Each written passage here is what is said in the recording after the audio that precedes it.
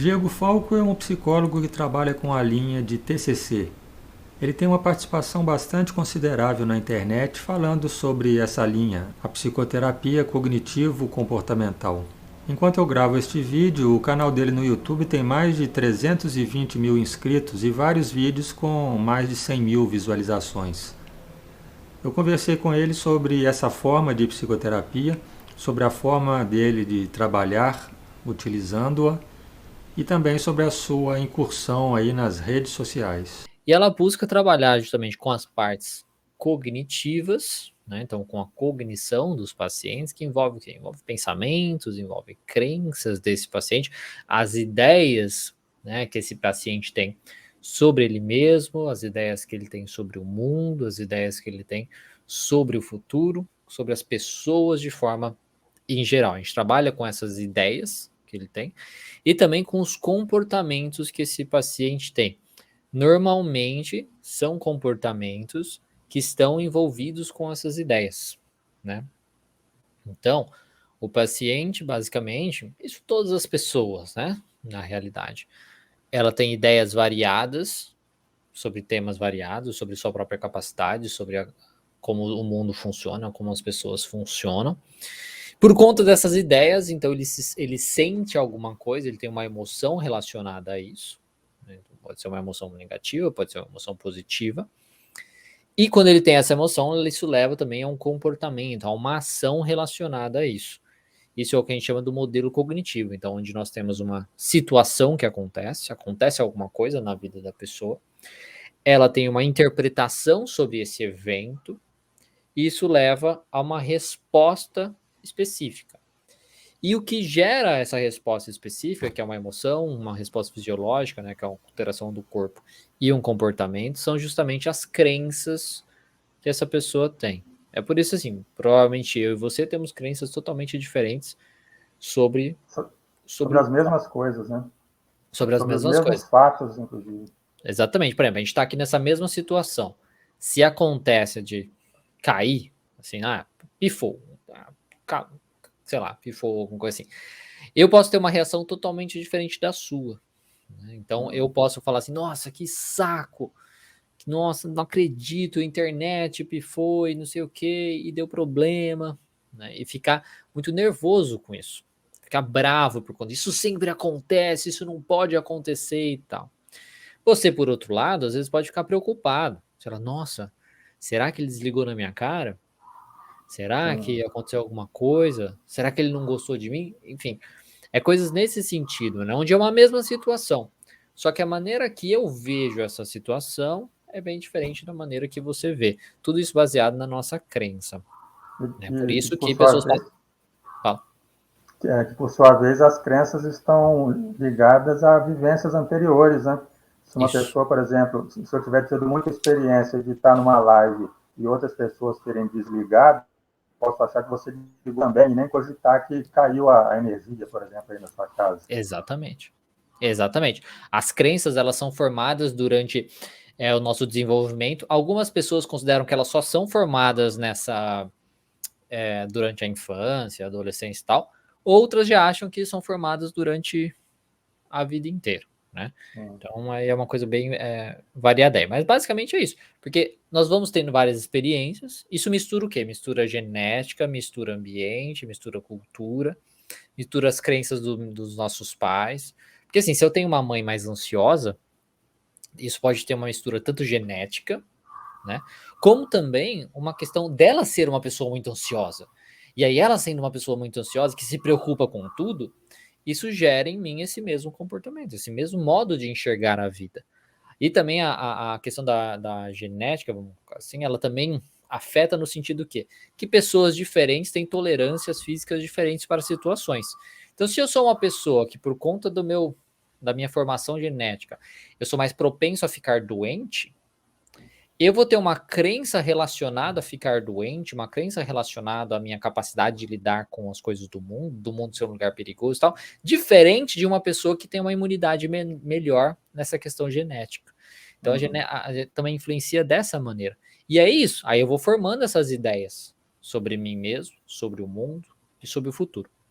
E aí é nisso que a gente vai trabalhar, porque isso me gera um esquema de funcionamento para eu, que mostra para mim, que tenta reforçar que essa é a verdade, né?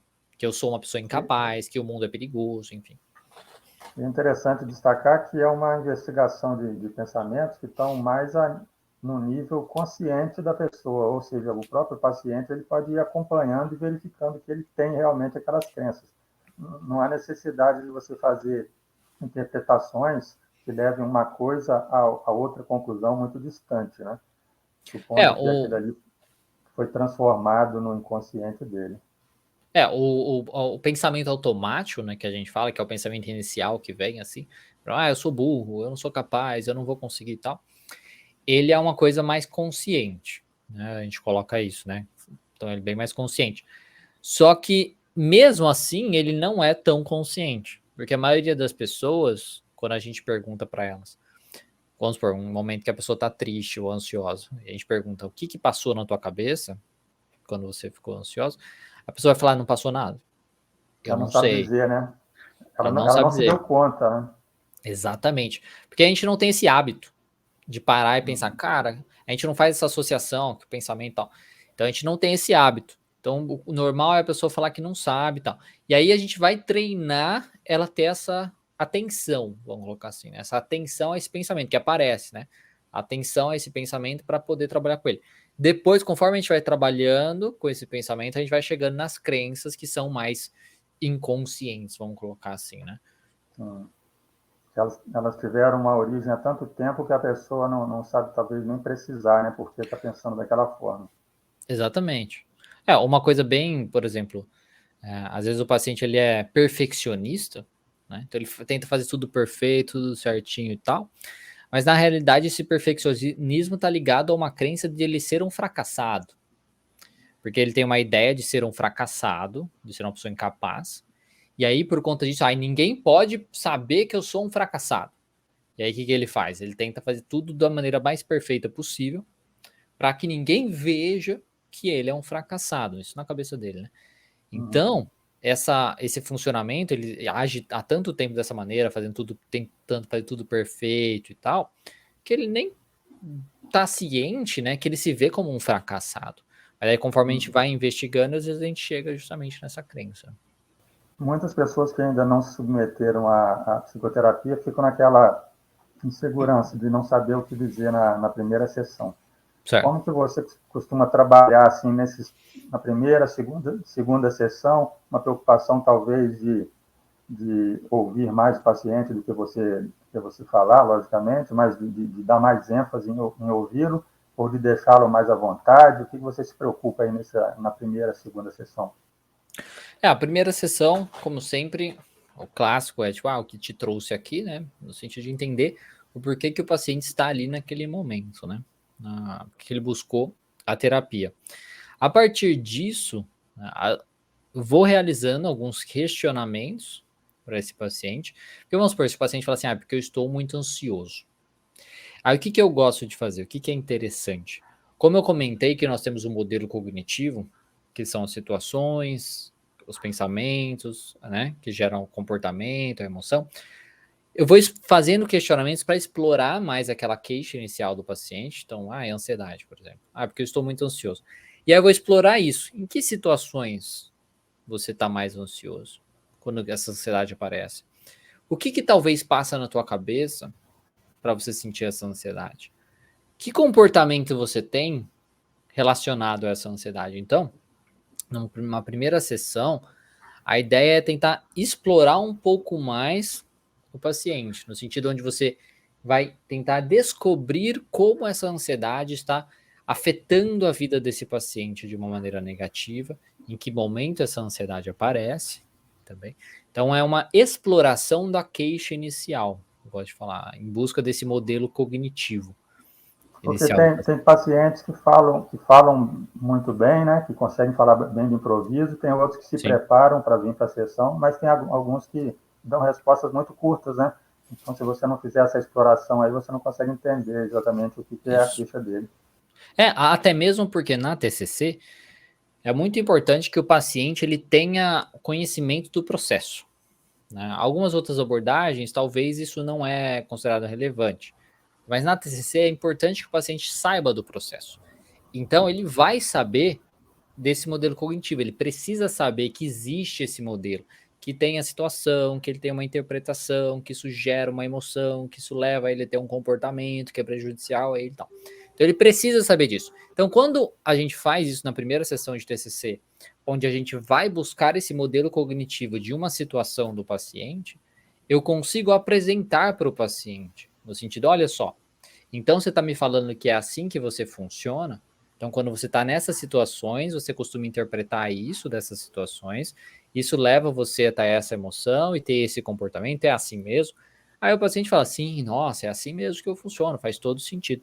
Então, e aí eu apresentando isso para ele, já dá uma tranquilizada nesse paciente, porque ele vê que o problema dele é visual, né? Vamos colocar assim, que a gente consegue entender como ele funciona. E aí, em cima disso, desse modelo, eu explico mais ou menos como que a gente vai trabalhar.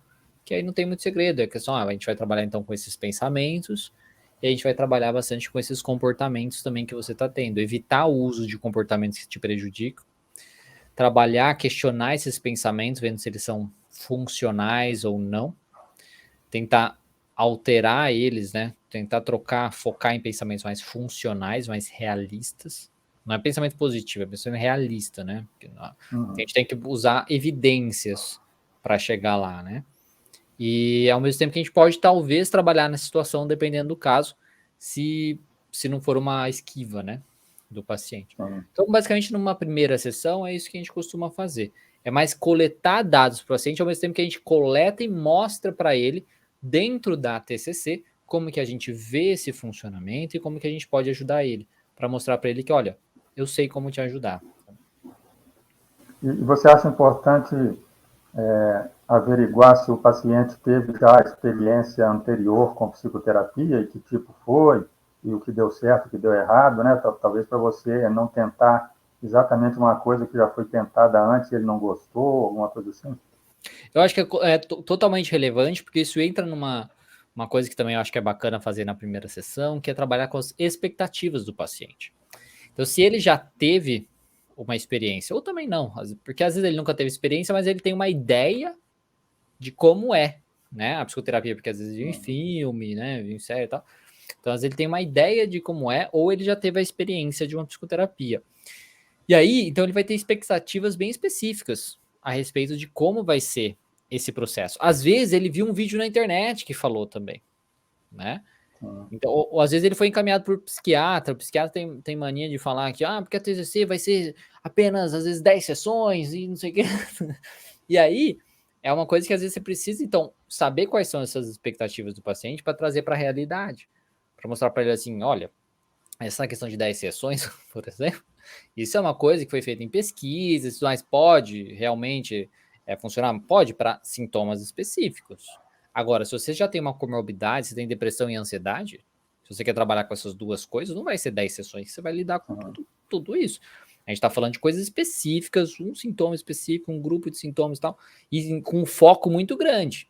Isso não é a maioria dos casos, porque vai surgindo, né?